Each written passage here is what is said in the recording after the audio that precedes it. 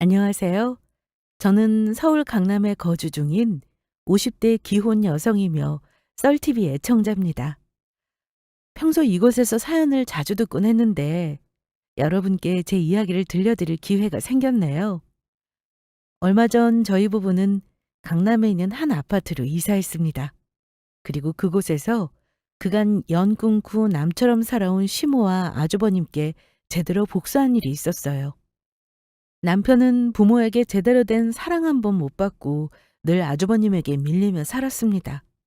그래서 마음 한 곳에 그 서러움을 가득 쌓아두고 살았어요. 제 남편 마음고생 시킨 것만 생각하면 너무 밉지만 한편으로는 그 둘 덕에 남편이 이 악물고 성공했다고 생각됩니다. 어릴 적부터 시모와 형에게 큰 상처를 받고 산 우리 남편이 결혼해서 그들에게 어떻게 복수했는지 들려드릴게요. 그럼 제 이야기 시작하겠습니다. 남편과 저는 지인의 소개로 만났고 연애 1년 만에 어여쁜 아기를 갖게 되었습니다. 더 배불러 오기 전에 부랴부랴 결혼해야겠다 싶어서 서둘러 양쪽 집안에 이 사실을 알렸어요. 그리고 처음으로 남편 집에 방문하여 인사드리게 되었는데 아직도 그때를 잊을 수가 없습니다. 우리 남편은 연애하는 내내 단 한 번도 가족 이야기를 꺼낸 적이 없었어요. 그래서 어떤 분들일까 궁금한 마음 반, 설렘 반, 떨림을 안고 시댁으로 들어갔습니다. 그러다 알게 되었죠. 남편이 왜 가족 이야기를 꺼내지 않았는지. 그 이유를 아주 정확하게 알게 되었습니다. 제대로 된 음식 대접은커녕 별 관심 없다는 둥 알아서 결혼하라는 반응만 집안을 가득 채웠어요. 그래, 네가 결혼하겠다는 애가 저 아가씨니? 네. 보는 눈하고는 집안도 능력도 별 볼 일 없구먼. 뭐 좋다고 결혼한대? 우리 두 사람 앞에서 시부모님과 아주버님이 앉아 있었는데 별 관심 없는 듯 거들떠보지도 않았어요.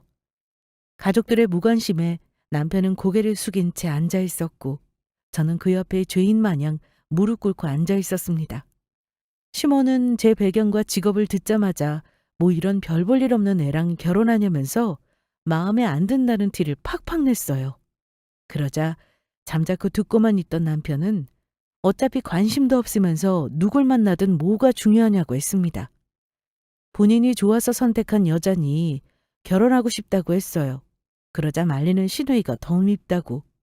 시모 옆에서 TV 보던 아주버님이 남편과 저를 조롱하듯이 이렇게 말했습니다. 아유, 냅둬. 서로 좋아서 결혼한다는데. 내가 봤을 땐 딱 본인한테 걸맞은 여자 데려온 것 같은데? 제가 배운 게 있어? 뭐 있어? 가방끈 짧고 직장도 후진데 어떤 여자가 시집 오려고 해. 능력 있는 며느리는 내가 데리고 올 테니까 쟤는 제 분수에 맞는 여자랑 결혼시켜. 아휴, 제 형처럼 공부나 잘하든가. 하라는 공부는 안 하고 맨날 속썩이더니 하기사. 네 형 말대로 잘 나가는 여자가 너한테 시집 오려고 하겠냐. 네 팔자 네가 꼰다고. 정그렇게 결혼하고 싶으면 마음대로 해. 대신 우리한테 뭐 바라지 마라. 결혼할 때 조금이라도 보태주신다고 하셨잖아요. 그건 네 형이 결혼한 다음 일이고. 그러게 누가 사고 치래? 네 형은 아직 결혼도 안 했는데 어떻게 보태주라는 거야?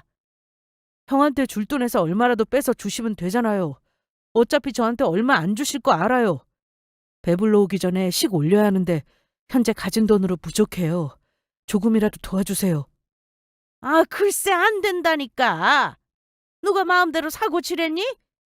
결혼할 능력도 안 되면서 텁썩 애부터 가지면 어쩌자는 거야. 결혼하든 말든 상관 안 할 테니까 너희들 능력껏 알아서 해라.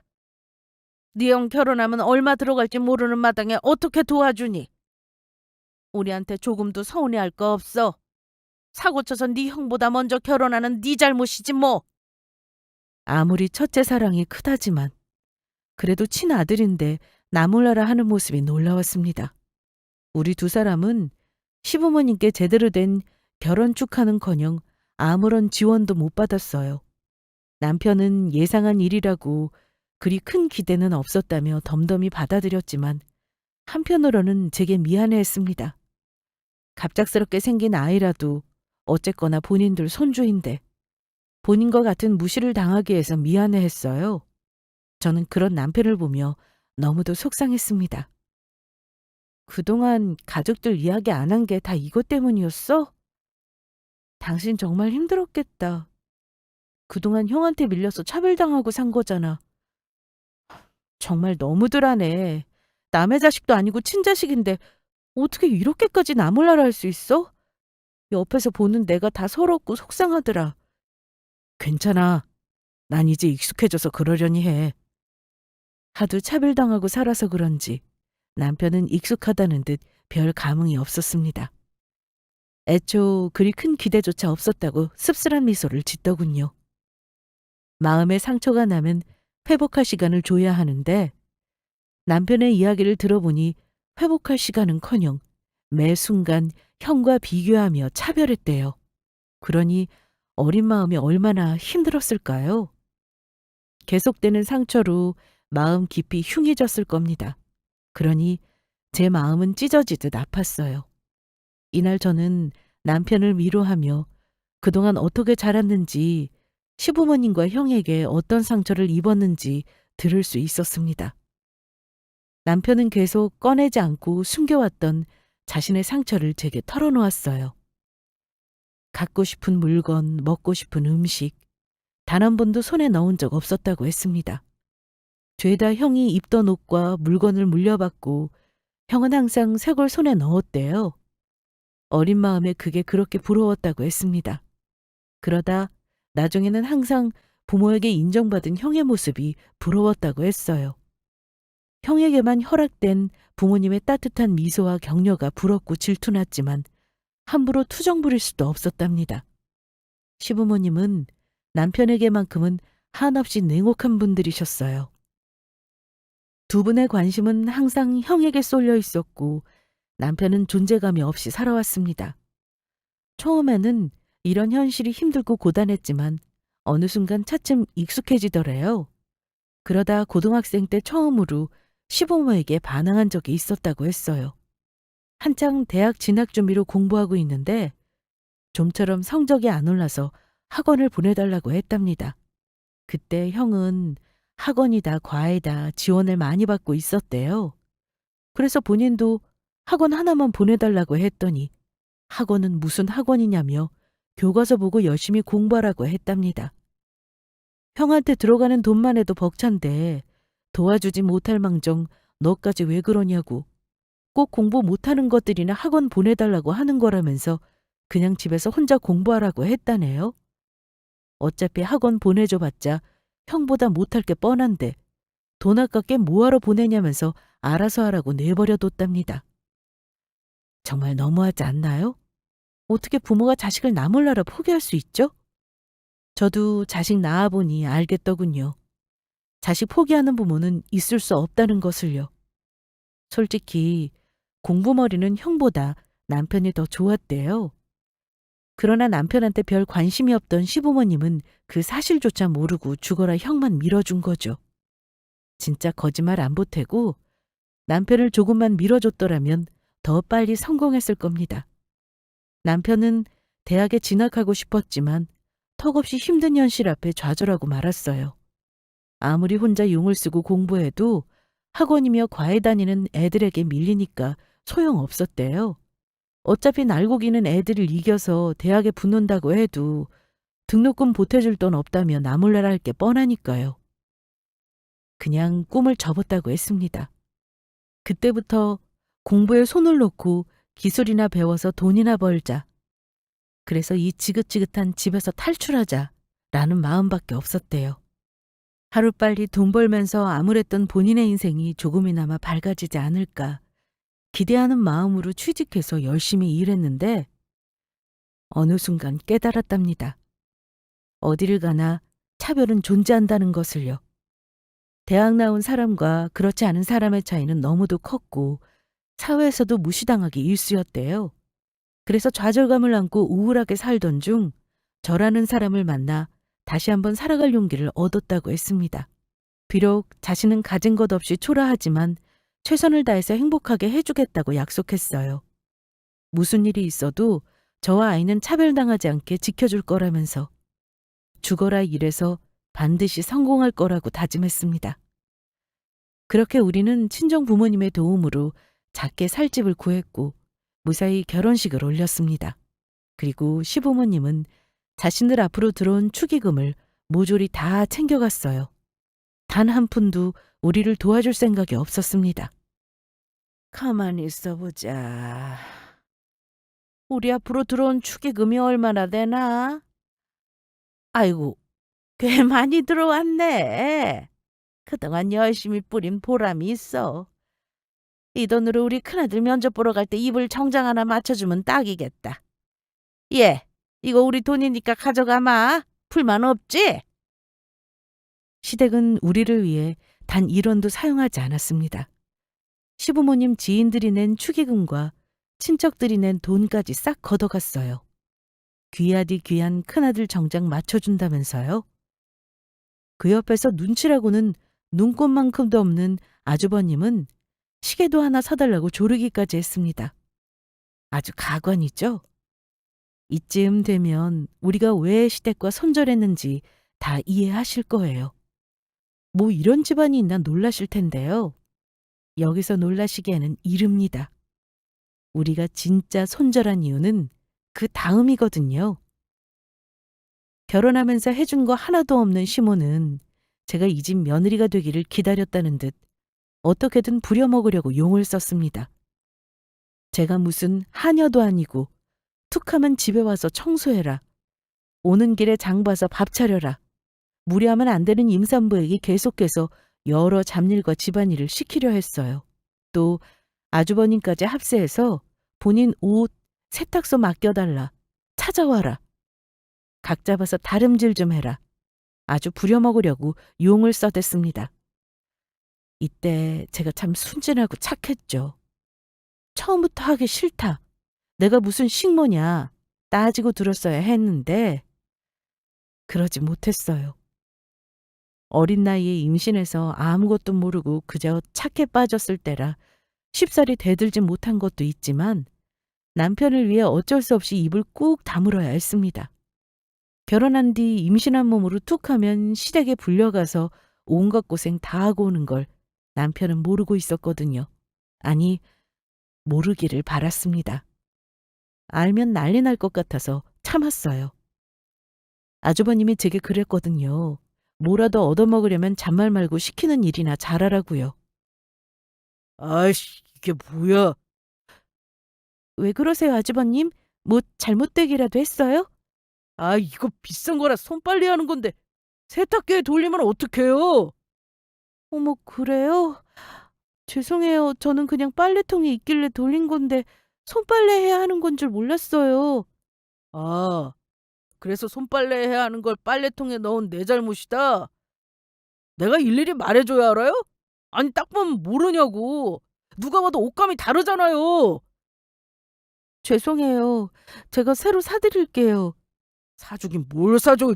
사줄 돈이나 있고 이게 얼마짜린 줄 알고 사준대. 아, 됐고. 앞으로 빨래할 때 일반 세탁인지 손세탁인지 나한테 확인하고 빨래요. 아이씨, 뭐 하나 제대로 하는 게 없어.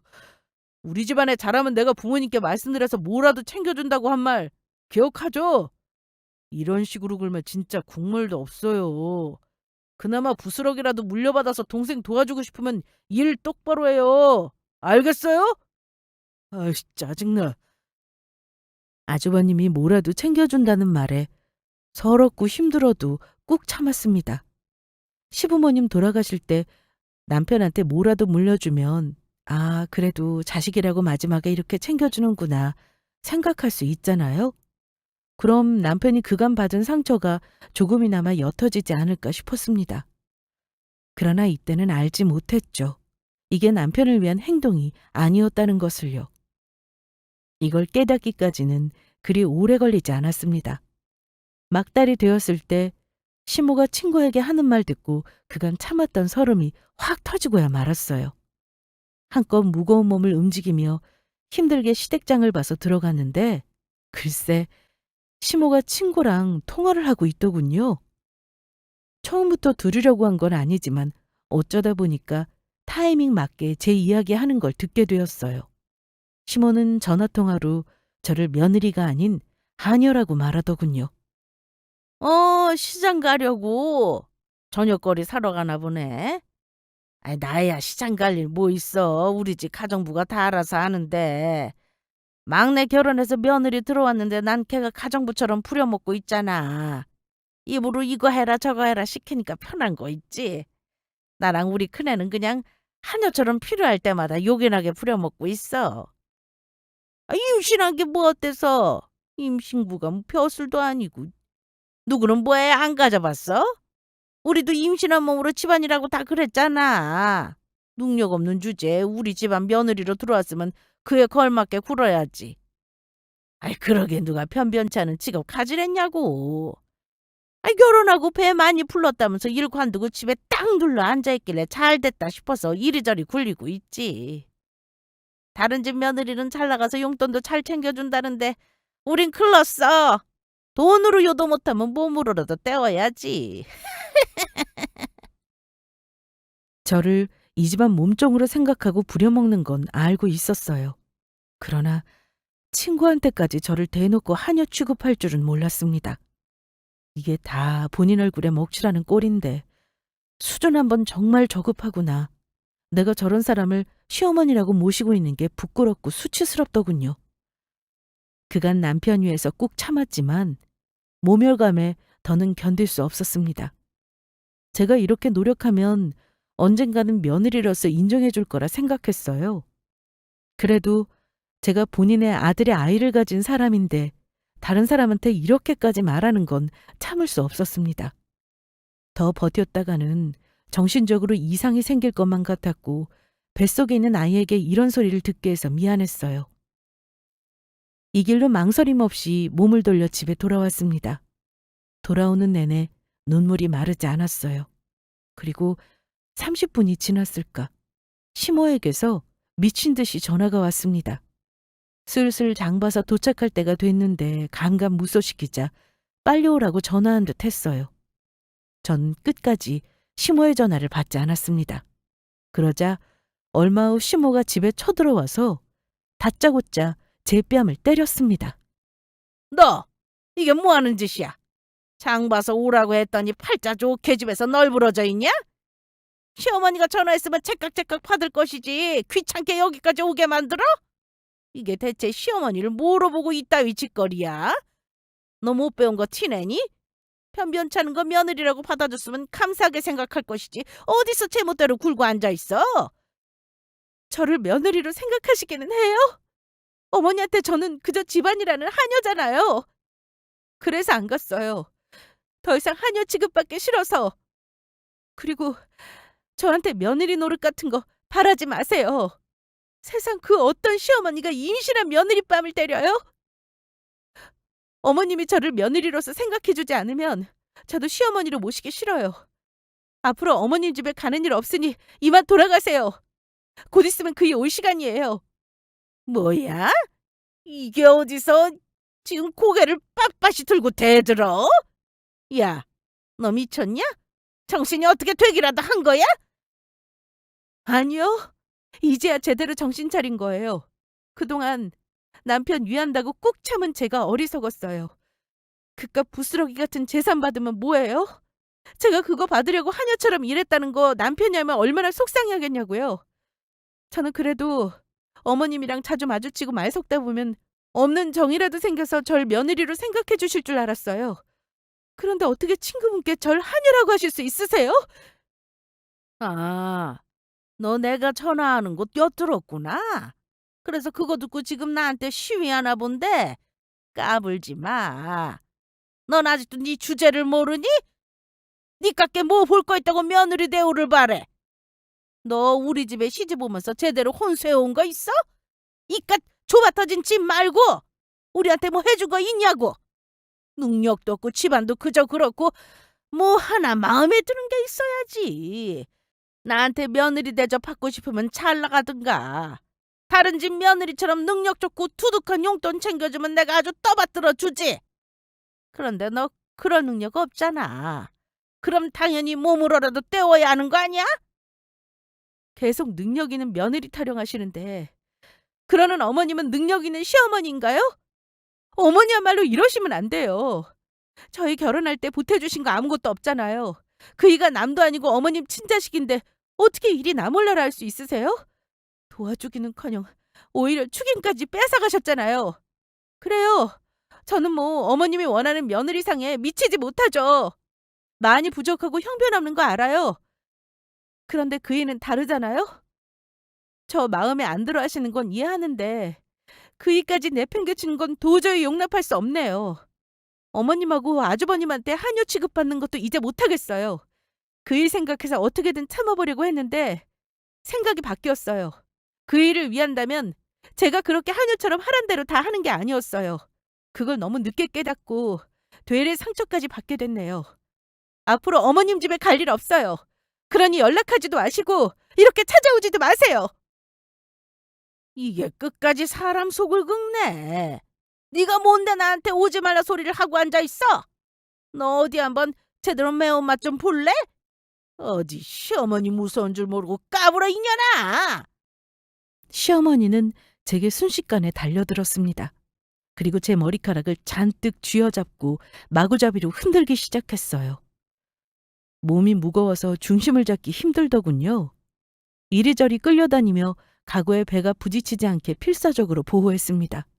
그러던 중 퇴근하고 돌아온 남편이 이 광경을 목격하게 됐고 서둘러 시모에게서 저를 떼어놨어요.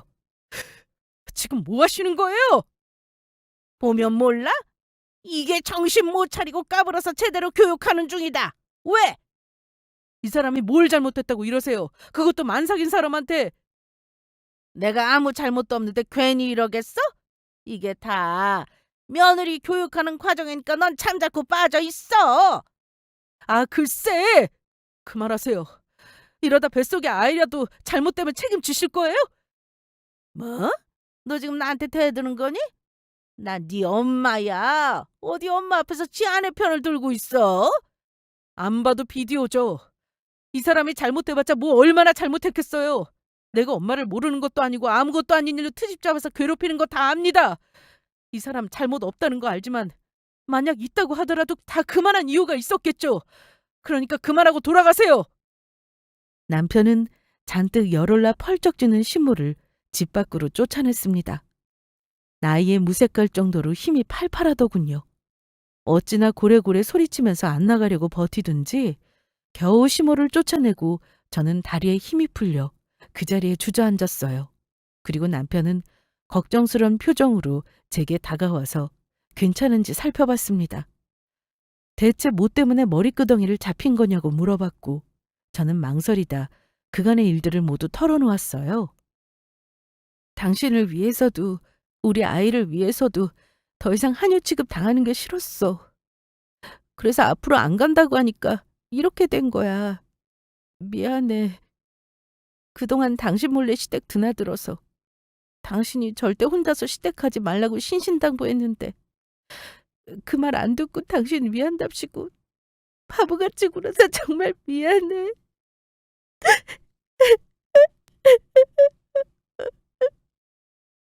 모든 사정을 알게 된 남편은 저를 다독이며 똑같이 눈물을 흘렸습니다. 저는 남편에게 괜한 일을 겪게 해서 정말 미안하다며 사과했어요. 안 그래도 가족에게 큰 상처를 받은 사람인데 저로 인해 그 상처가 더 짙어진 건 아닐까 걱정됐습니다. 그러나 남편은 오히려 본인 잘못이라고 자신을 탓했어요. 부모님은 자신보다 형을 더 사랑하는 사람들이니까 자신 때문에 저까지 무시당하며 사는 거라고.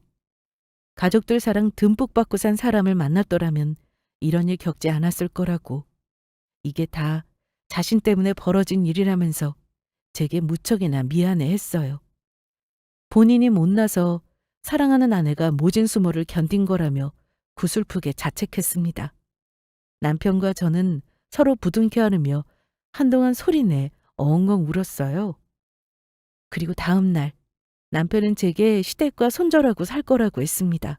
그러니 앞으로 절대 본인 몰래 시댁에 갈 생각도 하지 말고 그 어떤 연락도 다 무시하라고 했어요. 그저 우리 가족만 생각하며 살자고 했습니다. 저는 그렇게 하겠다고 했고 시모와 아주버님이 계속해서 연락하며 저를 귀찮게 굴자 남편이 시댁에 가서 한바탕 엎어버렸다고 했습니다. 아마 인생에서 두 번째로 시부모님께 대든 것 같아요. 첫 번째는 대학 진학 문제로, 두 번째는 제게 시집살이 시킨 문제로 말이죠. 그들은 부모로서 남편에게 뭐 하나 제대로 해준 것도 없으면서 키워준 은혜를 이렇게 갚냐고 난리쳤습니다. 여자에 미쳐서 부모 형제도 못 알아보는 놈 필요 없다고 영 끊고 살자고 했어요. 본인이 우리에게 저지른 잘못은 하나도 생각 안 하고 우리만 천하의 못된 사람들로 포장했습니다. 남편이 그러거나 말거나 알아서 생각하라며 그 길로 시댁을 빠져나왔어요. 그리고 그 다음부터는 어떠한 연락도 없었습니다. 질긴 부모와 자식 간의 연을 이렇게 끊게 된 거죠. 남편은 오히려 마음이 후련하다면서 진작 털어내지 못한 걸 후회했습니다. 아무리 못났어도 부모였기에 쉽사리 놓기가 힘들었답니다. 그리고 이번 일을 계기로 그간에 쌓인 서름을 다 쏟아낼 수 있었다면서 앞으로 홀가분한 마음으로 새 출발할 수 있을 것 같다고 했어요. 그 뒤로 남편은 완전히 달라졌습니다. 부모 자식 간의 연은 끊어냈지만 보란 듯이 성공해서 잘 살고 싶다고 했어요. 형한테 밀려서 꿈도 포기하고 부모의 사랑도 못 받았지만 그런데도 남부럽지 않게 잘 살고 있다는 모습을 보여주고 싶다고 했습니다. 그래서 본인을 무시했던 가족들에게 복수하고 싶다고 했어요. 이때부터 남편은 각성이라도 한 듯 쉴 틈 없이 일하고 어떻게 하면 성공할까 공부하고 또 공부했습니다. 잠자는 시간마저 쪼개가며 힘들게 공부해 자격증을 따기 시작했고 30년이 지난 지금 어엿한 사장이 되어 보란듯이 성공을 손에 거머쥐었어요. 우린 남들이 부러워할 만큼의 고급 아파트를 샀습니다. 무려 20억이 넘는 곳을 말이죠. 여보, 뭘 그렇게 보고 있어? 그냥 여러 생각이 드네. 이 집 장만하는 데까지 무려 30년이란 세월이 흘렀잖아. 그동안 참 열심히 달려왔구나 싶은 게 뭔가 마음이 이상하네. 그토록 바라던 일인데 이렇게 좋은 집이 내 집이라는 게 안 믿겨지기도 하고. 당신 그동안 정말 고생 많았어. 우리를 위해서 쉬지 않고 달려온 당신이 너무도 자랑스러워. 이제 원하던 바를 이루었으니까 앞으로는 숨 좀 트면서 살자. 그동안 너무 바쁘게 달려왔잖아. 이제 당신도 쉬어야지. 30년이란 시간 동안 남편은 1초도 허비하지 않고 매 순간 최선을 다했습니다. 성공의 비결이 뭐냐고 묻는다면 끈기와 노력이 아닐까 싶어요. 물론 운도 중요하지만 간절한 마음으로 바라고 노력한다면 이루지 못할 게 없을 듯합니다. 저는 그동안 일만 생각하면 달려온 남편에게 이제 조금은 주변을 돌아보고 여유를 가지라고 했어요.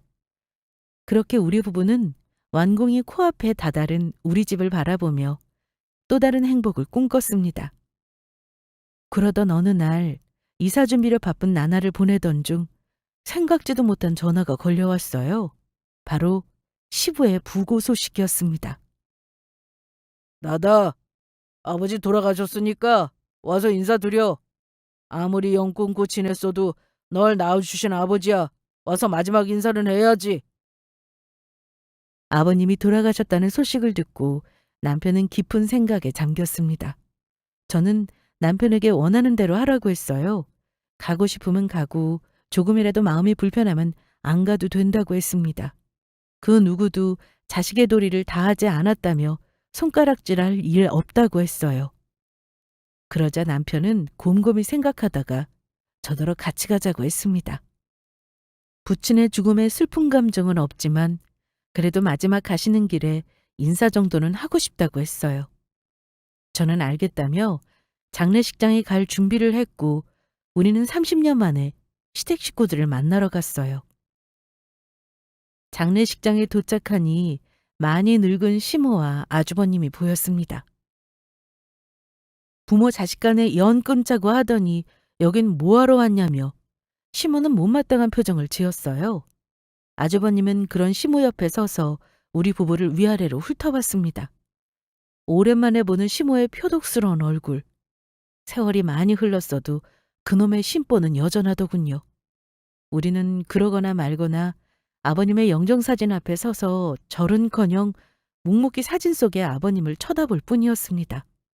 끝까지 절하지 않고 쳐다보다가 대접해준 육개장을 먹으며 오랜만에 이야기를 나누게 되었어요. 그러다 알게 되었습니다. 연 끊고 지내자고 할 때는 언제고 갑자기 부고 소식은 왜 알린 건지 그 이유를 알게 되었어요. 이게 얼마만이야? 그동안 잘 지냈냐?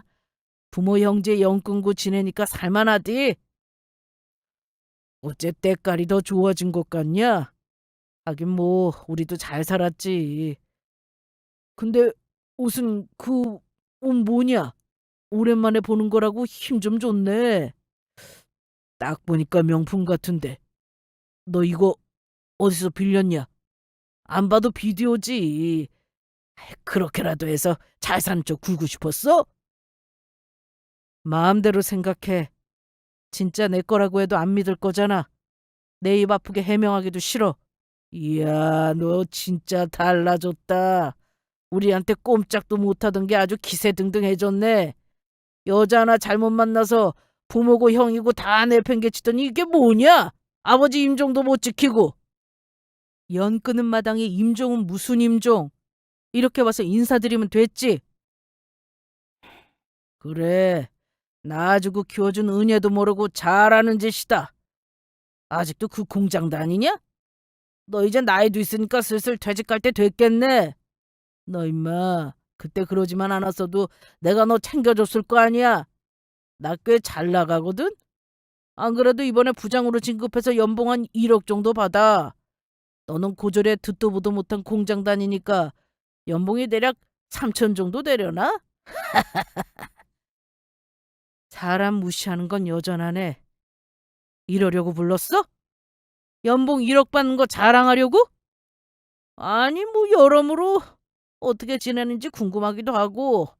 그래도 아버지인데 돌아가신 건 알려야지. 겸사겸사 그동안 얼마나 힘들게 지냈나 근황도 들을 겸 오라고 했어. 봐 임마. 형 부장 달고 연봉 1억 받으니까 태가 다르지 않냐. 그러게 나처럼 공부라도 잘하든가. 이게 뭐냐? 어디서 본 건 있어가지고 옷이나 빌려 입고. 너 지금 우리 가족이랑 연 끊은 거 엄청 후회되지? 아마 땅을 치고 후회할 거다. 그나마 비비고 있었으면 부스럭이라도 떨어졌을 텐데. 아유, 지난 날이 원망스럽지? 거봐요, 재수씨. 내가 뭐라고 했어요? 우리 말 잘 들으면 그게 다 내 동생한테 좋은 거라고 했죠? 결국 우리 말 안 듣더니 이게 뭡니까?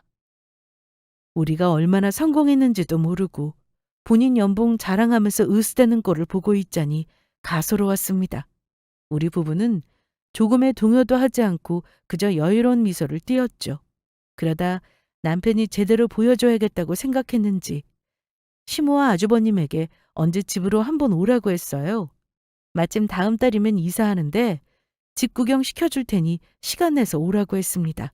그러자 아주버님은 콧방귀 뀌면서 어이없는 목소리로 말했어요. 집 구경? 이제서야 월세 벗어나고 집정만 한 거야? 보나마나 낡은 아파트겠지? 그것도 어렵게 대출 껴서 구한 아파트. 너 우리랑 영 끊지만 않았어도 그런 아파트 진작에 사고도 남았어. 그깟 자존심이 뭐라고 쉬운 걸 내버려 두고 돌아가냐?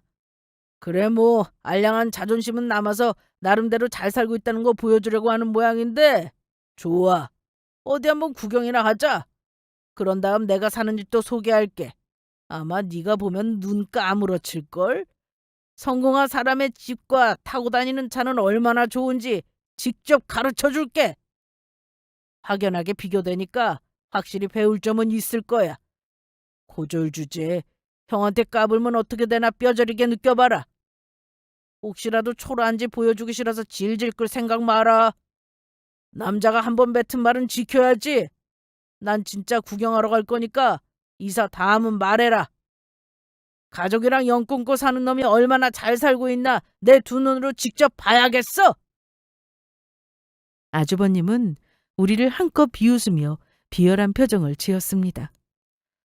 나름 잘 잊고 지냈는데 둘의 얼굴을 보니 겪었던 수모가 다시 생각나면서 우라통이 치밀었어요. 그래, 어디 한번 두고 보자. 마지막에 누가 웃고 있는지 똑똑히 가르쳐줄 생각이었습니다. 그렇게 우리는 무사히 이사를 마치고 약속대로 시모와 아주버님을 초대했어요. 오셨어요? 이거 뭐냐? 여기가 이번에 이사한 집이라고? 시모와 아주버님은 집 현관 입구부터 휘둥그레진 눈으로 집안 곳곳을 살펴봤습니다. 그 모습을 보고 있자니 우리가 진짜 성공하기는 했구나. 짜릿한 기분이 몰려왔어요. 표정 보니까 많이 놀란 모양이네. 내가 진짜 낡고 허름한 아파트라도 얻은 줄 알았던 거야? 너 지금 우리 속이는 거지? 여기가 네가 살 집이라는 게 말이 돼? 고졸 주제 나도 못 사는 집을 네가 샀다고? 말도 안 돼. 솔직하게 말해. 자존심 상하기 싫어서 어떻게든 잘 사는 척 흉내내는 거잖아. 뭐 어렵게 단기라도 빌리기라도 한 모양인데 괜찮겠어? 우리한테 이거 한번 보여주겠다고 평생 모은 돈 다 날린 거 아니야? 여태 속고만 살았나? 거짓말이라고 생각하면 좀 위안이라도 되나? 그런데 틀렸어. 이렇게 보여줘도 안 믿을 줄 알고 내 집이라는 증거 준비했거든. 자, 두 눈으로 똑똑히 봐. 이 집 명의가 누구 이름으로 되어 있는지, 이 집이 얼마짜리인지. 20억? 남편은 아주버님 눈앞에 서류를 들이밀고 아주버님은 그런 서류를 살펴보다가 더 커진 눈으로 집안을 살펴봤습니다. 거짓말이야. 말도 안 돼. 어떻게 이게 가능해?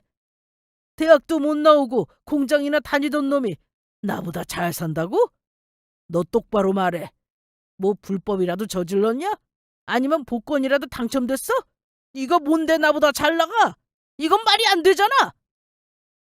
대학 못 나오면 성공 못하나? 그런 편견부터 버려. 대학 같은 거 안 나와도 얼마든지 성공할 수 있더라. 내가 이렇게 증명했잖아. 나 봐. 저번에 연봉이 1억이라고 했던가? 그런데 이거 어쩌지? 난 1억 넘어선 지 한참 됐는데 몇십 년 전이라 정확히 언제였는지 기억도 안 나. 나보다 돈도 조금 벌면서 어찌나 온갖 폼을 잡던지 가소롭더라. 웃음 나오는 거 겨우 참았네. 이 자식이. 내가 어떻게 성공했는지 궁금하지? 그날 부모 형제 영 끊고 악착같이 돈 벌었어. 어떻게든 성공해서 잘 사는 모습 보여주려고 늦은 나이에 공부까지 했다? 비록 이 집 장만하는데 시간은 좀 걸렸지만 결국은 해냈어. 난 더 이상 예전의 내가 아니야. 가족한테 복수할 마음으로 죽으라 노력하니까 어느 순간 사장 자리에 앉아있더라. 그렇게 부모 사랑 독차지하고 나한테 모든 걸 뺏어가더니 겨우 그거밖에 안 돼? 연봉 1억이 웬 말이야. 학원이며 과외며 부모님 지원 다 받으면서 대학 들어갔으면 나보다 잘 살아야지. 어떻게 된 게 고졸 동생보다 못하냐? 너 그 입 안 다물어? 어디서 하늘 같은 영을 무시하고 버릇없이 굴어? 아유, 내가 저런 걸 낳고 미역국을 먹었으니 이렇게 비싼 집 살 정도로 잘 나갔으면 진짜 연락했어야지. 네 아버지 돌아가시 전에 잘못했던 거 용서 구하고 여행이라도 보내드렸으면 얼마나 좋았겠냐고. 아니면 용돈이라도 두둑하게 챙겨주든가. 가족 무시하고 너만 잘 사면 그만이라 이거야? 무슨 가족? 당신들이 나한테 가족이었던 적이 있었나? 낳기만 했지. 제대로 된 부모 노릇 한 적 한 번도 없잖아요. 부모 같지도 않은 사람들한테 내가 왜 여행 보내주고 두둑한 용돈을 챙겨줘야 하는 거지? 착각하는 모양인데 낳았다고 다 같은 부모가 아니에요. 내가 뭐 때문에 성공했는데 날 무시한 당신한테 복수하려고 악착같이 노력했어요. 그런데 그걸 당신들과 나누라고? 당신이란 사람 정말 대단합니다.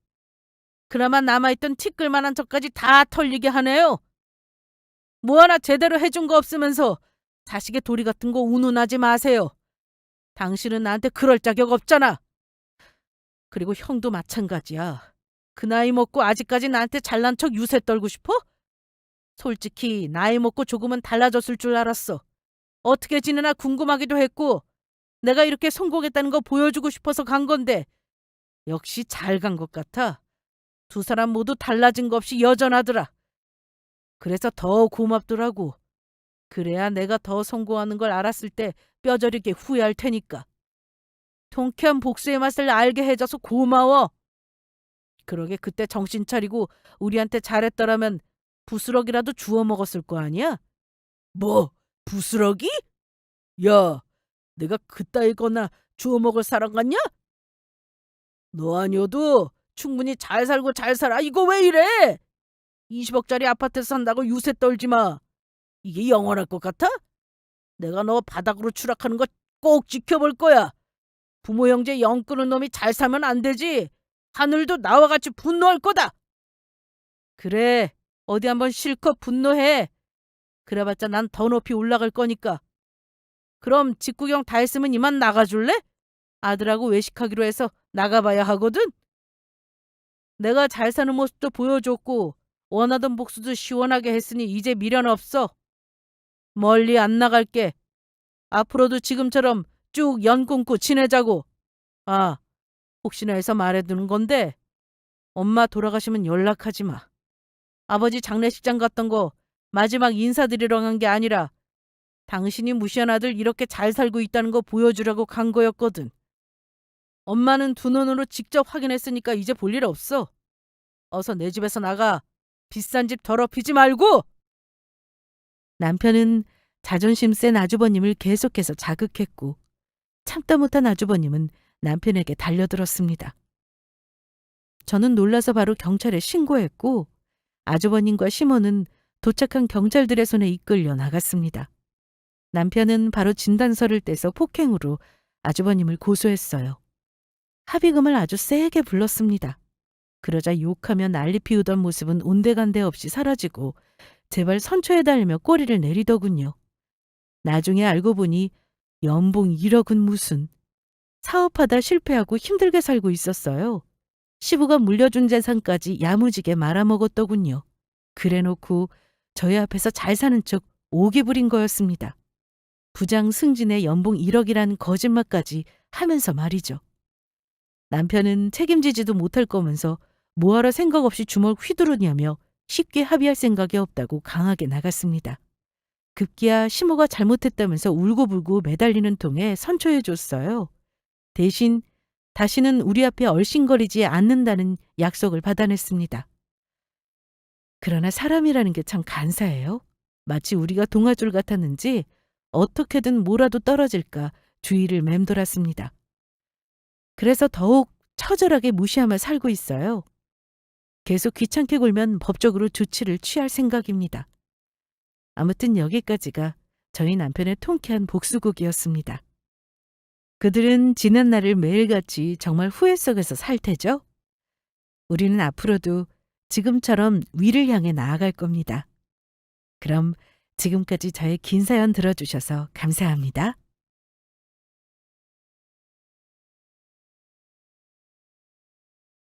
안녕하세요. 아들, 딸, 남매를 둔 30대 후반 주부이자 워킹맘입니다. 자영업 4년 차이고 내 가족과 함께 지금은 남부럽지 않은 삶을 살고 있어요. 얼마 전에는 결혼해서 처음으로 아이들을 데리고 베트남으로 가족여행도 다녀왔답니다. 결혼 초반만 해도 저는 이렇게 여유로운 삶을 살게 될 거라고 생각지 못했던 터라 요즘은 매일이 즐겁답니다. 우리 가족이 이만큼 살게 된 저의 역할이 이렇게나 클 줄은 몰랐어요. 결혼해서 줄곧 예상치 못한 일로 돈이 나갈 일이 많았고 시댁이 보통 집안이 아니라 내내 편치 않은 삶을 살았습니다. 지금 생각하면 왜 그리 살았나 제 자신이 너무 바보 같아요. 제가 사연을 보낸 이유는 저처럼 결혼해 살면서 희생이 미덕이라 생각하고 참고 견디는 며느리분들이 아직 대한민국에 많았을 것 같아 제발 그러고 살지 말라고 얘기해주고 싶어서입니다. 빨리 알았더라면 좀 더 마음 편히 지낼 날이 빨라졌을 텐데 그러지 못한 것을 저는 후회하고 있거든요. 제가 무슨 말을 하는지 짐작하시죠? 저는 지금으로부터 딱 1년 전부터 시댁과 단절하고 지내고 있습니다. 엄밀히 말하면 시어머니와 시동생 내외와 안 보고 산다고 할 수 있겠네요. 주변에 생각보다 시댁과 절연하는 며느리들이 많은 거 아실까요? 저는 이렇게 살면 큰일 나는 줄 알았어요. 남편과 불화 생기고 애들에게도 교육적으로 안 좋을 줄 알았죠. 하지만 내가 힘들어하고 구겨진 얼굴로 사는 것이 아이들과 우리 가족에게 더 안 좋다는 걸 알았답니다. 저는 다행히 남편이 저의 그동안 노고를 이해해주고 존중해줘요. 제 생각이지만 남편보다 버는 돈이 많으니 저의 눈치를 보는 것 같기도 하고요. 분명 이런 이유도 있다고 생각합니다. 참아왔던 세월이 있으니 지금 이렇게 큰 소리도 칠 수 있다고 봐요. 남편과 지금 사이는 좋은 편이지만 예전에는 시댁 문제로 간혹 싸우는 일도 당연히 있었습니다. 하지만 자기 마누라가 무시당하는 거 보면서 괜찮다는 남편이라면 같이 살 이유가 없죠. 제가 절연 결심했을 때 남편에게 그랬어요. 당신까지 어머니랑 영등포 살라는 얘기는 안 할게. 근데 당신도 봤다시피 어머니나 동서나 나는 잘 지낼 수 있는 단계는 이미 지난 것 같아. 그러니까 혹시나 앞으로 나한테 이만하면 됐다 얼굴 보고 살자거나 다시 노력해보자라는 말 꺼내면 그날로 애들 데리고 이혼할 거야. 약속해 줄 수 있어? 당신이 참고 산 거 내가 다 아는 마당에 어떻게 당신더러 며느리돌이 하라고 그러겠어. 이제는 어머니도 아시겠지. 재수 씨가 어디 당신만큼 잘할 사람이야? 그냥 어머니 보기 딱 거기까지라고 생각하시라고 내가 말해놨어. 그러니까 당신 마음 내키는 대로 해. 나도 우리 가족이지만 정이 떨어지는데 당신은 오죽하겠어. 걱정 마. 당신 스트레스 받지 않게 잘할게. 당신한테 여러 가지로 미안하다. 우선 우리 부부에 대해 말씀드리자면 저는 28에 결혼했고요. 남편은 2남 1녀 중 둘째입니다. 나이차 나는 누님은 시집가서 자주는 못 보고 사는 편입니다. 남편이 차남이지만 사실상 장남 노릇을 해왔죠. 결혼할 때 저는 직장인이었어요. 사정상 고등학교 졸업하자마자 취업을 했었고 친정에 도움을 주느라 모은 돈이 적어서 혼수만 겨우 해갔습니다. 남편이 저를 많이 좋아해서 결혼할 때 남편이 거의 다 해왔어요. 솔직히 말해 친정 부모님보다 남편 도움이 컸습니다. 저는 딸 가진 죄인이라는 말을 몹시 혐오합니다. 그런데 결혼할 때 우리 부모님은 형편 넉넉지 못한 집안에서 잘 사는 집에 시집 보낸다는 이유로 죄인이 되셨죠. 저에게 10년 넘은 지금도 큰 상처로 남은 장면이 있는데요. 바로 결혼 전 처음 양가 부모님이 만났던 자리였습니다. 반대를 하려면 차라리 상견례 전에 반대를 하실 것이지. 아들 때문에 이 결혼은 마지못해 시킨다는 입장을 너무 티나게 표현하시더라고요. 보통 상견례라는 자리는 자기 자식들이 얼마나 못났는지 상대 자식들이 얼마나 잘났는지 말하지 않나요? 자기 자식이 진짜 못나서 하는 말이 아니라 내 자식 어여쁘게 잘 봐달라는 뜻으로 하는 말인데 우리 시댁은 아예 처음부터 우리 잘난 아들에게 많이 부족한 며느리를 드린다는 자세였던 것 같습니다. 지금 생각하면 우리 친정 부모님들이 왜 그리 자세를 낮춘 채 시가 식구들을 대했는지 모르겠습니다. 가방끈 짧다고 세상 사는 예절 모르는 딸도 아니건만 그래도 사돈 쪽을 높이신다고 우리 딸이 많이 부족하다는 말을 하셨죠. 제가 가르친다고 했지만 우리 딸이 많이 부족한 게 많을 겁니다. 앞으로 사돈께서 딸이라 생각하고 잘 가르쳐 주세요. 엄마가 정말 부족하다고 생각해서 저런 당부를 하셨을까요? 그래도 시댁에서 좋은 말 나오기를 기대하며 하신 말씀인데 어머니는 단답형으로 대답하시더라고요. 그래야죠. 저도 보아하니 가르칠 게 많아 보여서 벌써부터 걱정입니다. 이러시더군요. 우리 부모님이 남편 언급하면서 참 잘 키웠고 1등 신랑감이라고 칭찬하니 딱 한마디 하셨죠. 그렇죠. 우리 아들이 참 잘났습니다. 저도 알아요. 우리 아들이 참 아깝긴 하지요. 이게 끝이었습니다. 그냥 다시 돌아오는 멘트가 없었어요. 우리 부모님이 하는 칭찬은 다 받고 돌아오는 게 없었죠. 이것만 봐도 결혼 전부터 시어머니가 저와 우리 친정을 어찌 생각했는지 답이 나오실 겁니다. 그때가 힌트였음에도 무슨 배짱으로 결혼을 한 건지 모르겠어요. 우리 친정엄마가 나중에 저 시집살이 고되게 하는 거 눈치채시고 나서 너무 마음 아파하셨는데요. 지금도 열받는다며 그 얘기를 두고두고 하십니다. 내가 그때 우리 딸 부족하다고 말하는 게 아니었는데 잘 가르쳐놨으니 뭘 더 가르치려 하지 말라고 할 것을 괜히 더 무시하기 쉽게 얕보인 것 같아서 엄마는 그게 속상해. 좋은 일은 자기 아들이 잘난 덕분이고 모든 나쁜 일은 모자란 며느리 탓이 될 걸 내가 왜 몰랐을꼬.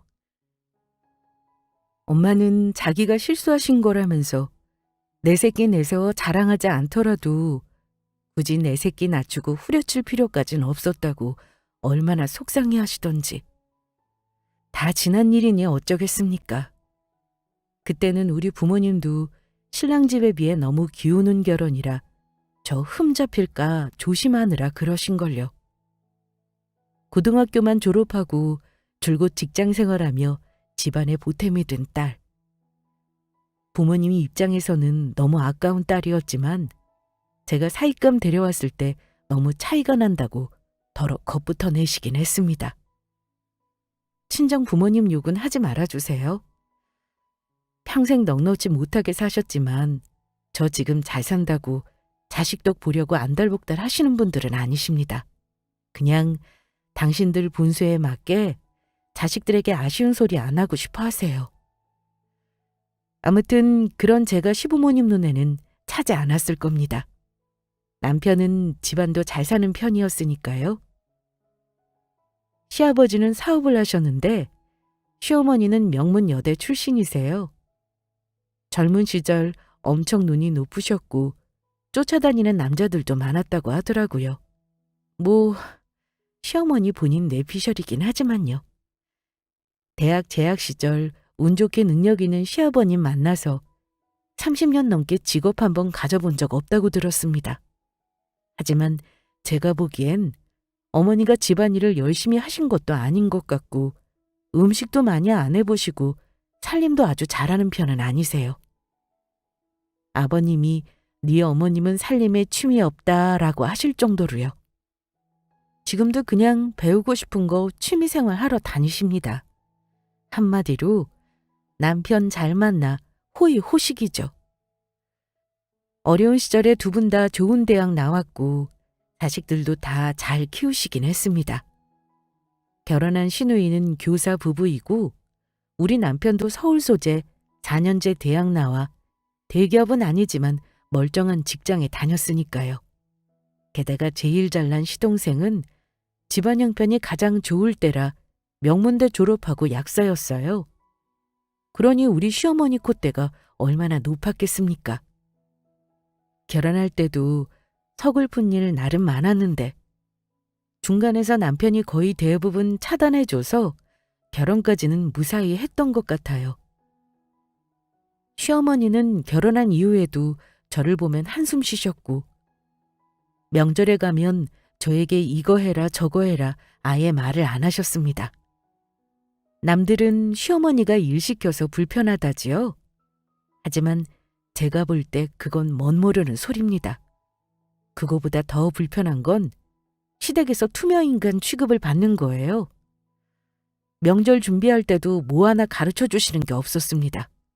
저는 싹싹하게 한답시고 어머니께 뭘 하냐고 물어보기도 했죠. 어머니, 제가 뭐 할까요? 전 부치는 거 하면 될까요? 꿔다 놓은 보리자루처럼 내내 어머니 옆에 서 있다가 물어보면 차갑게 말씀하셨죠. 내가 뭘 하라고 일일이 알려줘야 하니? 알아서 하는 거지. 그리고 시댁에 와 자면서 시부모보다 늦게 일어나는 며느리가 대체 어딨니? 앞으로는 주의해라. 저는 그러면 안 되는 줄 알고 초반에는 시어머니에게 쩔쩔매며 노력했습니다. 하지만 어머니는 제가 뭘 실수할 때마다 너는 집에서 뭘 배운 거냐고 타박하시기 일쑤였어요. 시어머니만 그러신 게 아닙니다. 며느리 사랑은 시아버지라지만 저에게는 해당 사항이 없습니다. 남편이 저보다 능력도 좋고 집안도 좋은 줄 누가 모르나요? 그런데 시아버지가 친척들 모이고 술이 들어가면 취하셔서 늘 단골 손님처럼 하는 말씀이 있는데요. 시어머니가 저에게 뭘 배웠냐고 하는 말보다 자존심이 상하는 말이었어요. 우리 아들은 지금 새아가 너 만나기 전에도 집안 좋은 곳에서 선자리가 참 많이 들어왔었지. 교사 며느리, 의사 며느리, 사업가 며느리, 좋은 며느리들이 아주 줄을 섰었다 이 말이야. 근데 내가 사자 안 들어간 며느리를 드릴 줄은 진짜 몰랐네. 저걸 우스갯소리라고 하시는지. 아버지가 저러시면 술에 취해 불쾌한 얼굴로 작은아버님이 맞장구를 치곤 했죠. 그럼 우리 재훈이가 인기가 참 좋았지. 저 인물에 나도 의사 며느리 정도는 볼 줄 알았어. 그런데 아직 막내 명훈이가 남았잖아. 명훈이가 약사인데 아무렴 최소 약사 며느리는 데려올 텐데 좋겠어 형님은. 이제 우리 막내 아들한테 희망을 걸어봐야지. 교사 딸 사위 있고 약사 아들 있으니 의사나 변호사 며느리면 아주 딱 좋겠구먼. 저런 대화 들으면서 제가 무슨 표정을 지어야 하나요? 친척들이 우리 남편은 아주 잘 컸다며 칭찬할 때마다 시부모님은 기분이 아주 업되셔서는 자랑을 하셨죠. 시어머니도 그렇지만 시아버지도 아들 사랑이랑 본인이 부유한 가정을 이룩한 걸 아주 당당하게 자랑하시는 분이라 자기애도 강하고 가족들 사이에서 자랑도 많이 하십니다. 시간은 시아버지가 5남매 중 장남인데 정말 자주 모입니다. 당연히 그 집안 하나뿐인 며느리인 저는 집안 행사 때 동원 1순위였죠. 웃긴 건 집안 식구들 모이면 자기 얘기, 자기 자식들을 자랑하느라 바쁘다는 겁니다. 우리 아들이, 우리 딸이, 우리 며느리가, 우리 사위가 어떻다는 자랑들이었죠. 특히 며느리 보는 사람이 있으면 가관이었어요. 우리 며느린 이거 해오고 저거 해오고 집이 잘 살고 직업이 뭐고 그렇게들 배틀이 붙습니다. 그러다가 시아버지 자랑 차례가 오면 입을 꾹 다무세요. 자식 자랑 말고는 며느리 자랑할 게 없다는 뜻이죠. 네, 제가 자랑할 건 없긴 해요. 근데 너무 민망할 정도로 입을 꾹 닫고 있으시니까 그런 모습을 보는 건 며느리 입장에서 좀 민망하고 서운하긴 했습니다. 저는 부족한 며느리에 혼수며 예단이며 얼마 못해온 죄로 시댁의 시집살이란 시집살이는 다 겪었습니다. 큰애 낳고 둘째까지 낳았을 때도 달라지지 않았어요. 명절 모든 설거지 다 제 몫이고 일하는 며느리여도 시댁 행사 때면 월차 내고 시댁 가서 도와야 했습니다. 그래도 집은 시부모님이 해주셔서 시댁 가까이 얻어주셨는데 해주신 건 감사하지만 시부모님이 참 자기 집 드나들듯 자주 오셨어요. 아들 자랑이 대단하셔서 주말마다 거의 오셨다 해도 과언이 아닙니다. 게다가 시어머니는 우리 남편이 저를 감싸거나 예뻐하는 꼴을 못 보셨어요. 남편이 저 대신 설거지라도 할라치면 꼭 저한테 남편 잘 만났네, 복이 늘어졌네, 어쩌고 하셨죠.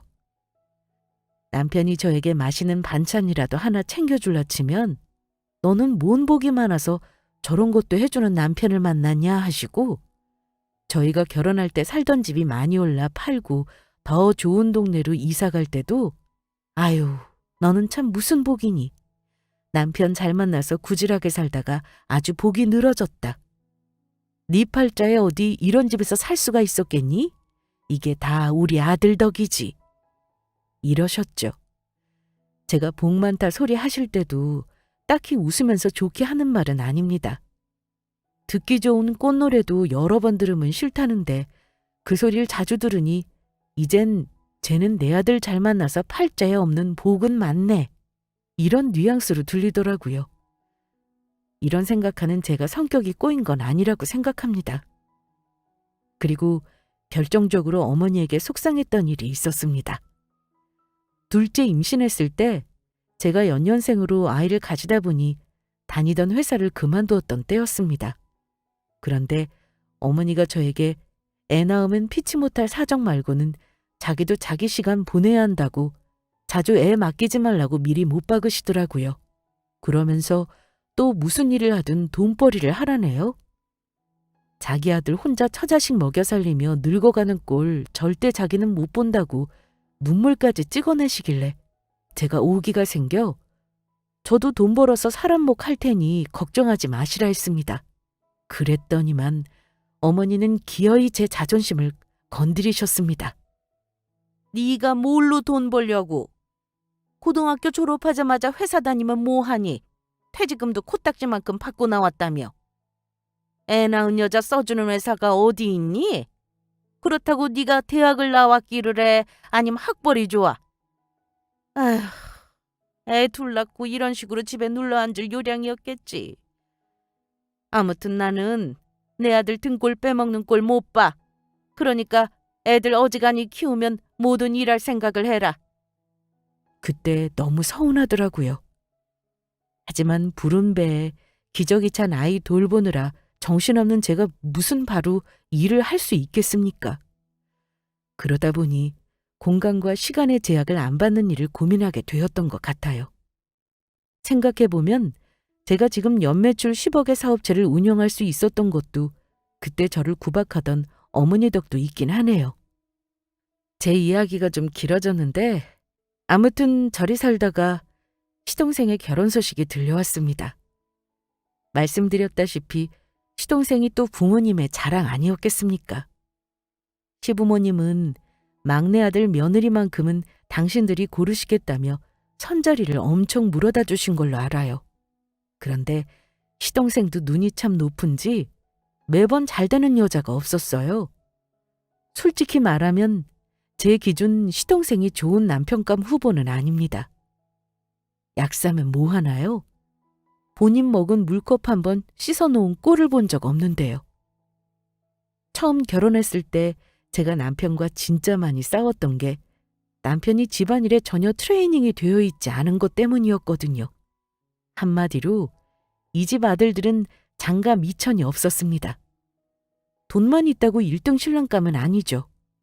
그래서 신혼 초부터 저는 남편에게 아주 기초적인 것부터 다 가르쳐놨어요. 심지어 앉아서 소변 보는 법까지 가르쳤습니다.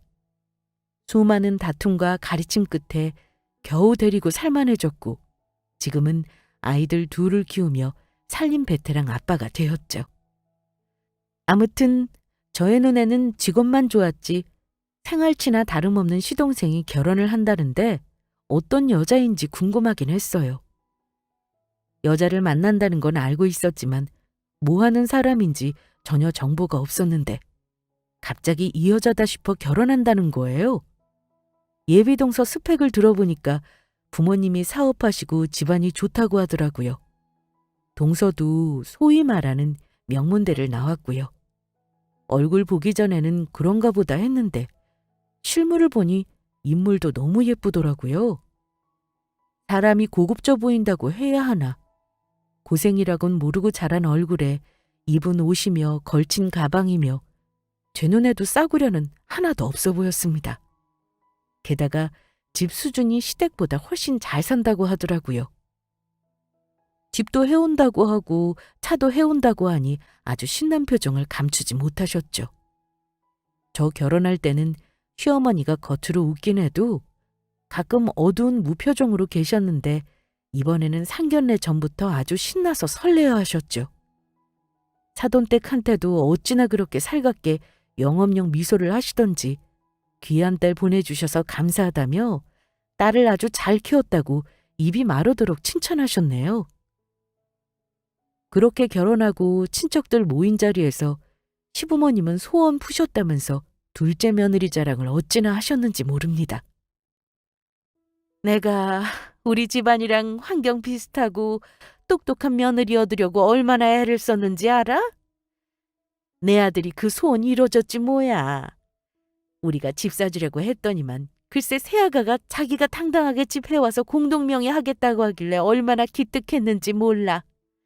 아주 떡 부러지고 야무진 며느리가 들어왔다니까.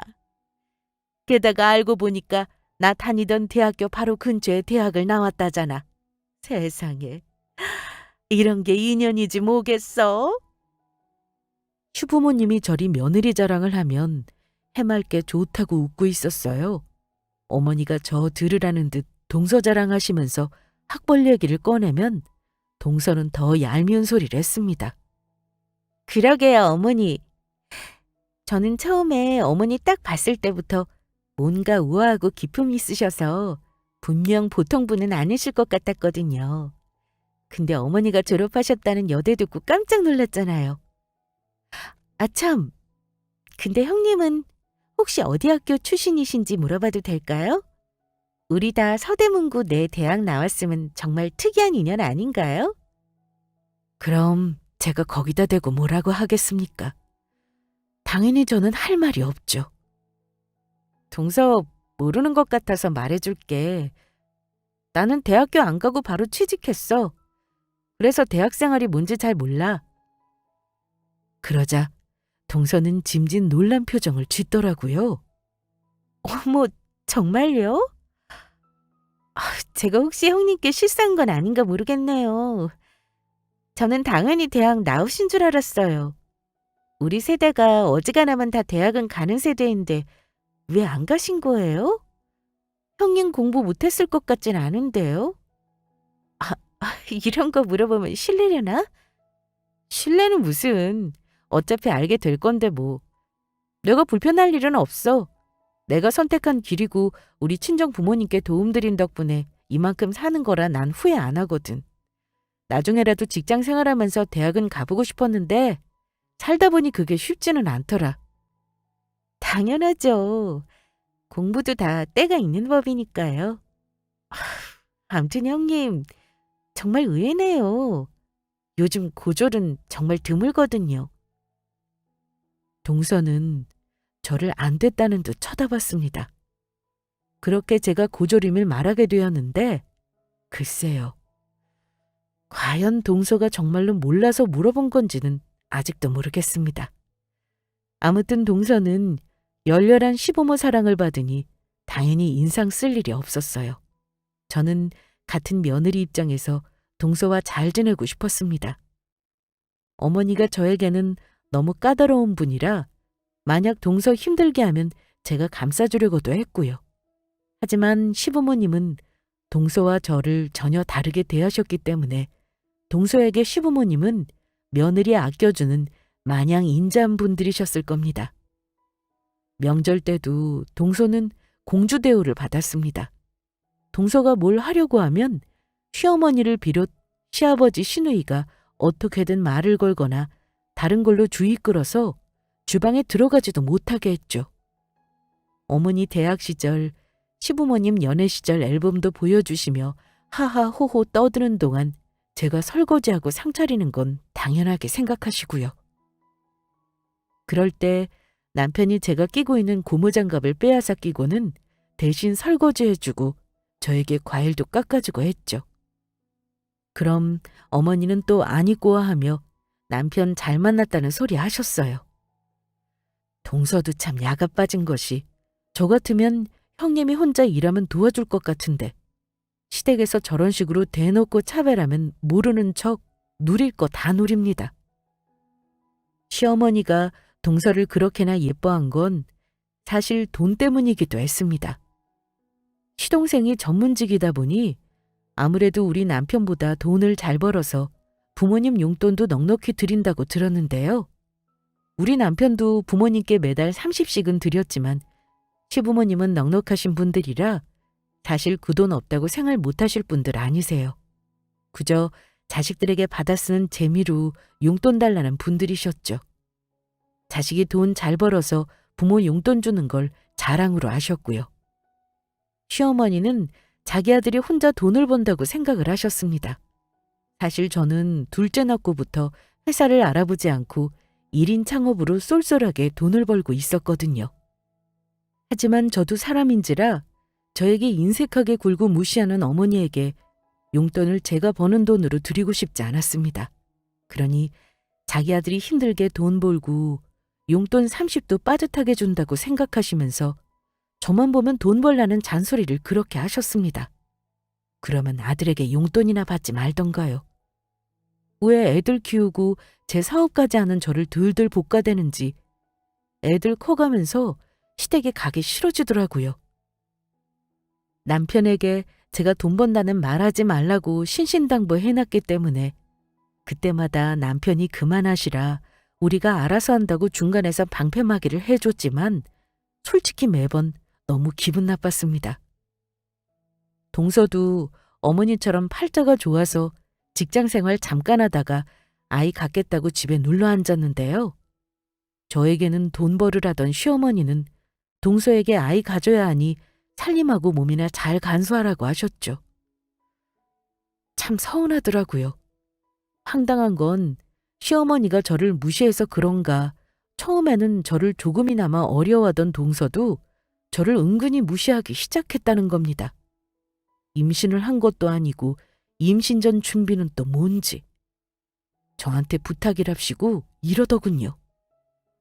앞으로 시댁 행사는 형님이 어머니 도와서 해주셔야 할 것 같아요. 제가 몸이 약해서 애가 잘 안 들어선다더라고요. 임신 전부터 몸을 잘 만들어야 해서 당분간 시댁에 자주 못 올 듯 싶은데 다음 주 당장 어머니 생신은 어쩌죠? 형님이 애 좀 써주셔야겠어요. 아 참, 저는 선물 사러 갈 시간이 없어서요. 형님이 좀 골라주세요. 돈은 제가 보탤게요. 어머니께는 같이 샀다고 해주실 수 있죠? 그리고 아버님께 선물 드리려고 하니까 마치 자기가 처음부터 다 골라서 같이 산 것처럼 행세하는 거 보고 얼마나 얄밉던지요. 시동생도 동서랑 똑같더군요. 동서가 일하고 혹시 내가 앉아있기라도 하면 나에게 눈치를 사정없이 주고 잔머리 굴리면서 동서를 모시고 사라지곤 했죠. 한 번은 지켜보던 남편이 못 참겠는지 시동생을 따로 불러 한 소리 하기도 했는데 그때 정말 충격적인 말을 들었습니다. 야, 너는 매번 네 형수 혼자 애쓰는 거 눈에 안 보이냐? 재수 씨 힘든 게 싫으면 너라도 같이 도와주던가. 니들 먹을 것만 딱 먹고 가면 남은 건 나랑 집사람이랑 다 치워하는 거 몰라? 재수 씨 손은 금손이고 우리 집사람 손은 뭐 똥만 줘도 되는 손이야? 형, 우리 집사람 여기서 이런 일 할 사람 아니야. 내가 결혼 전에 약속했어. 집해온 며느리한테 시집와서 이런 수발까지 시키는 건 아니지. 형, 당당하게 집해온 며느리랑 혼수만 해온 형수랑 누가 더 대우받아야겠어? 혼수만 들고 온 며느리랑 똑같이 대접해주면 우리 집사람이 얼마나 억울하겠어? 그게 차별이지. 우리 부모님이랑 나는 우리 집사람을 합리적으로 대우하고 있는 거야. 이 꼴 보기 싫으면 형수가 할 일 형이 다 하면 될 일이잖아. 뭐? 너 이 자식, 그걸 지금 말이라고 하냐? 결혼해서 이날 이때까지 네 형수가 한 거 보고도 그딴 말을 해? 형! 형수가 밖에서 돈을 버는 사람도 아니고 내내 하던 일인데 지금 와서 형 이러는 것도 웃겨. 진작 형도 나처럼 했어야지. 네 말 듣고 보니 그러네. 내가 진작 우리 집사람 이런 무시 안 받게 제대로 남편 역할 했어야 하는데 말이지. 네 형수 니들이 무시할 사람 아니야. 묵묵히 자기 할 도리 하는 사람 우습게 만들지 말고 적당히 들해라. 나도 벼르고 있다는 것만 알아도 내가 틀어지면 우리 가족도 다 뿔뿔이 흩어지는 거니까 알아서 잘 행동해. 내 눈에 우리 집사람 또 한 번 무시하는 꼴 보이면 그때는 나도 생각이 있어. 남편도 열받았는지 시동생에게 언성을 높여가며 다그쳤어요. 사실상 동서도 같이 혼쭐 내는 말이었죠. 남편이 화를 내고 동생과 사이가 틀어지면 어머니가 엄한 저를 잡으실 것 같아 저는 남편을 일단 그만하라고 말렸습니다. 하지만 그때 제가 이 집에서 어떤 위치인지 딱 자각이 되면서 안 보고 사는 걸 진지하게 고민하기 시작한 계기가 있었습니다. 남편도 너무 속상해하면서 가급적이면 자기 집에 안 가겠다고 저에게도 신경 쓸 필요가 없다고 말하더라고요. 저도 너무 자존심이 상해서 그날 이후 어머니가 연락하시면 적당히 피했습니다. 솔직히 실제로 바쁘기도 했어요. 제가 운영하던 화장품 스토어가 인플루언서와 같이 마케팅을 하면서 매출이 많이 늘기도 했고 라이브 쇼핑을 정기적으로 하며 사무실을 따로 차리느라 눈코 뜰 새 없이 바빴거든요. 어느 순간 남편의 월급은 비교도 안 되게 수익이 나기 시작했고요. 그러다 보니 몇 달간 시댁에 발걸음을 하지 않았는데 그때 마음이 너무 편하고 좋더라고요. 아, 이래서 불편한 사람은 보지 말고 살아야 하는 건가 생각했죠. 하지만 평화는 그리 오래가지 않았어요. 결정적인 사건은 그 일 있고 얼마 후 명절을 앞두고 터졌습니다. 어머니가 연휴에 여행을 가신다길래 가족들이 식사를 하기로 했죠. 마침 동서가 첫 아이 임신을 했다는 소식도 들어서 축하도 할 겸 온 가족이 모였습니다. 그런데 그 자리에서 시어머니와 동서가 번갈아 가면서 저와 남편의 속을 살살 긁더라고요. 시작은 어머니가 먼저였습니다. 저에게 자기 여행 가는 날 공항까지 저더러 모셔다 달라고 하시는 겁니다. 집에서 노는 네가 나 좀 데려다줘. 둘째는 요즘 입덧하느라고 많이 힘든가 봐. 오늘도 내가 오지 말라고 했는데 그래도 나 용돈 주겠다고 온 거 봐라. 니들은 돈이 없으니까 그냥 몸으로라도 때워야지. 어머니 말을 듣는데 저도 부하가 치밀어 오르더라고요. 그래서 단번에 싫다고 거절했습니다. 어머니, 죄송한데 제가 바빠서 안 되겠네요. 제가 요즘 일이 갑자기 바빠져서요. 그냥 택시 타고 가셔야겠어요. 뭐? 집에서 살림만 하는 네가 바쁘긴. 뭐 아르바이트라도 하는 거냐? 저도 애가 둘이고 큰애가 내년에 학교 가는데 당연히 돈 벌어야죠.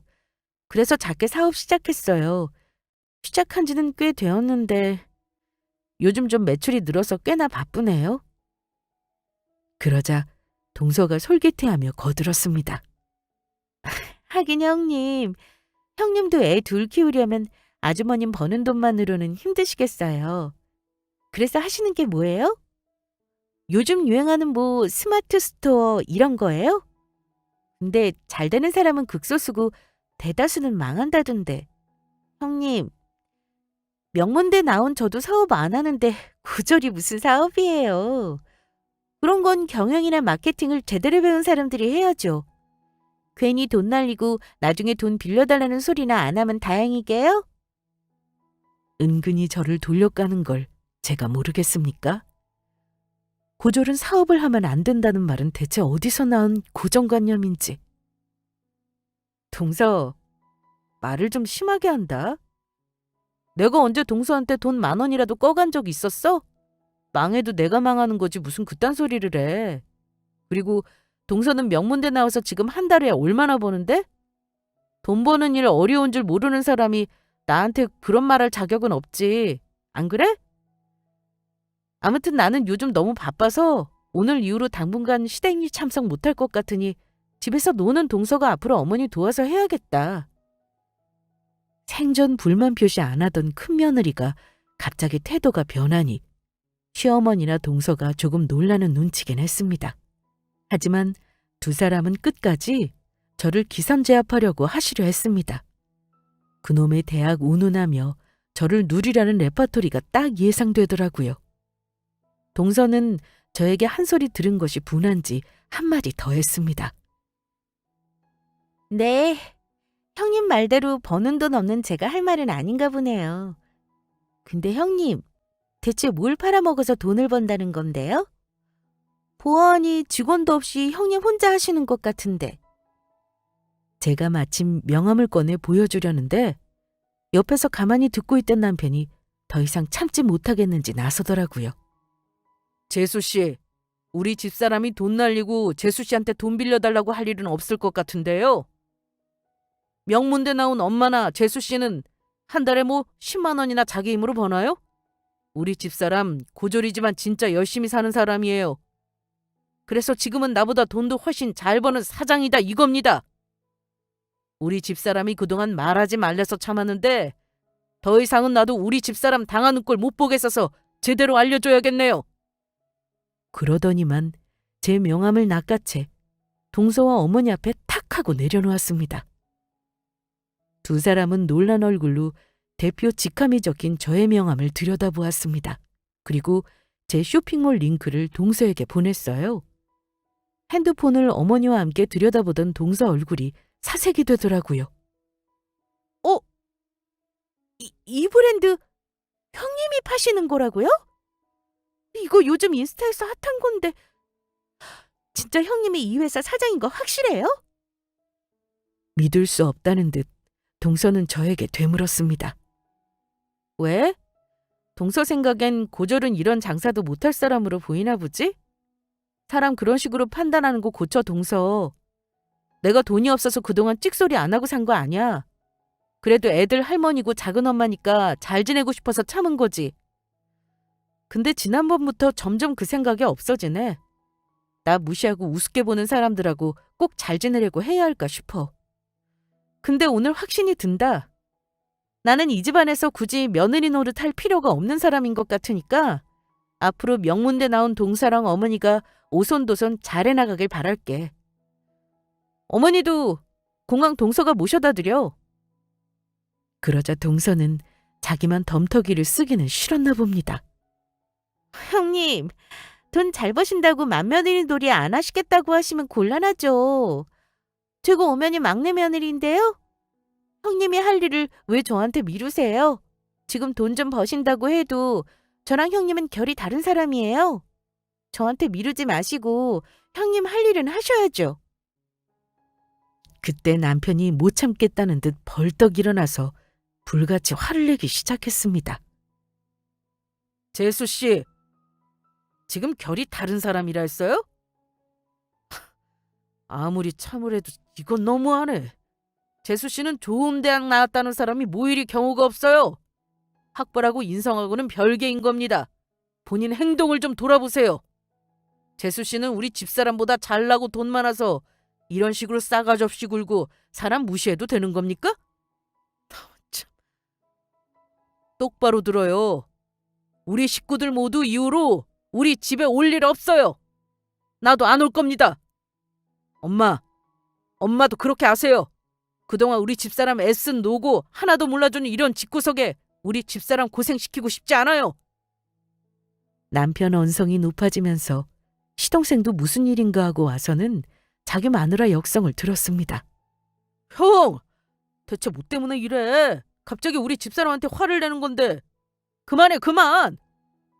여보, 형 왜 저러는 거야? 당신이 무슨 말실수라도 했어? 동서는 자기 남편 질문에 대답을 못했습니다. 그리고는 애꿎은 제 명함만 만지작거리더라고요. 아마 고졸인 제가 돈을 잘 버는 걸 인정하기 어려웠던 거겠죠. 남편은 시동생에게도 한 소리 했어요. 너 이 자식, 부창부수란 말 알지? 좋은 뜻으로 듣고 싶으면 네 마누라랑 너 행동 똑바로 해라. 알겠냐? 그러나 어머니는 형제들 싸움을 보시면서도 제가 버는 돈이 많다는 걸 아시고는 저에게 예전처럼 말을 못 하시더라고요. 물론 동서도 싸가지 없이 말은 하면서도 안 보던 제 눈치를 보더라고요. 돈과 학벌이 삶의 척도인 사람들인데 못난 줄 알았던 내가 월등히 본인들보다 잘 나간다는 걸 알고는 함부로 못하는 거였죠. 남편이 그 자리에서 불같이 화낸 후 제 손을 잡고 시댁을 나왔고 다음날 어른들께 가서는 다시는 동생네를 보지 않겠다 선언했습니다. 저에게 시댁에 갈 필요 없다면서 미안하다고 하더라고요.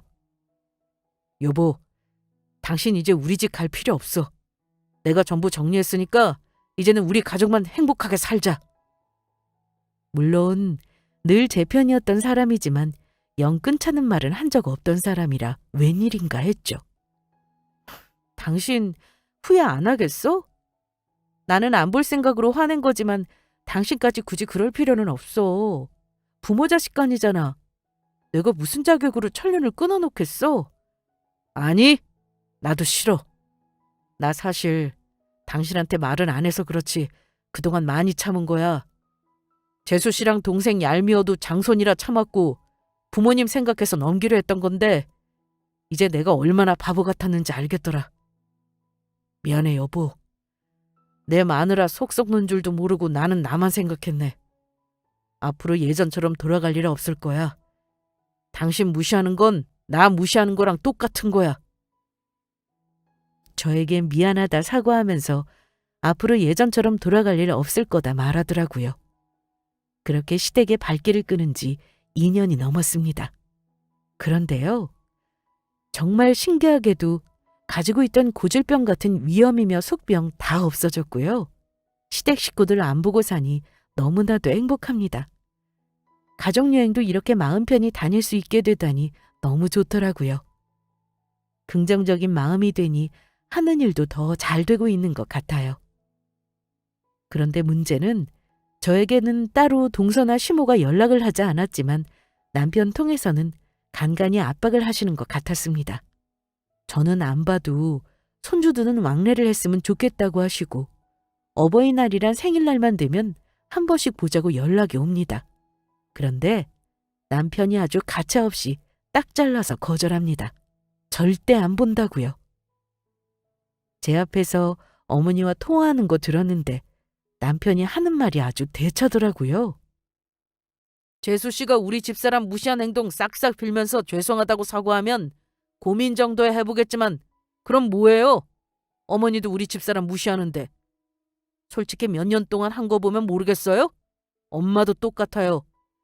재수 씨가 집사람 무시하면 말리지는 못할 망정 같이 무시했잖아요. 아직 나는 어머니나 동생 내외 보고 살 생각 없어요. 그냥 어머니 예뻐하는 며느리랑 행복하게 사시죠. 그렇게 지금까지 저는 시댁과 단절하고 살고 있습니다. 저도 제가 많이 부족한 며느리인 건 압니다. 동서는 잘났고 저보다 많이 해온 사람이니 시부모님이 저와 달리 대하는 것도 100번 이해해요. 하지만 그렇다고 인격적인 무시까지 이해해야 하나요? 변명하자면 저도 며느리로서 남편과 잘 살고 애들 살뜰히 키우면서 시댁에도 잘하고 싶었어요. 그런 저를 좀 예쁘게 봐주시고 부족하더라도 아들과 잘 살고 있으면 그런 대로 받아들여 주실 수는 없으셨을까요? 저를 동서와 평생 비교하고 무시하시려면 결혼 자체를 못하게 하셨어야 하는 거죠. 사람 피 말리는데 어느 며느리가 버티고 살겠습니까? 지나고 보니까 제가 설설기며 시댁일 도맡아 하고 잘하려고 노력하는데도 학벌로 무시하고 돈으로 무시한 건 그 집 식구들 인성이 그리 좋지 못했던 거라 생각합니다. 만약 남편이 영 끊자고 하지 않았다면 제가 먼저 이혼하자고 했을 수도 있어요. 저도 경제적 자립이 되는데 굳이 종년 취급 받으면서 살 이유 없는 거죠. 이제는 남편만 내 편이면 시댁 무서울 거 뭐 있나 이런 마음이에요. 저를 위해 큰 결정 내려준 남편에게 참 고맙고요. 저는 지금 누구에게도 무시당하지 않을 만큼 돈도 잘 벌고 있고 행복한 삶을 살고 있다고 말씀드리면서 저의 사연을 마치겠습니다. 감사합니다.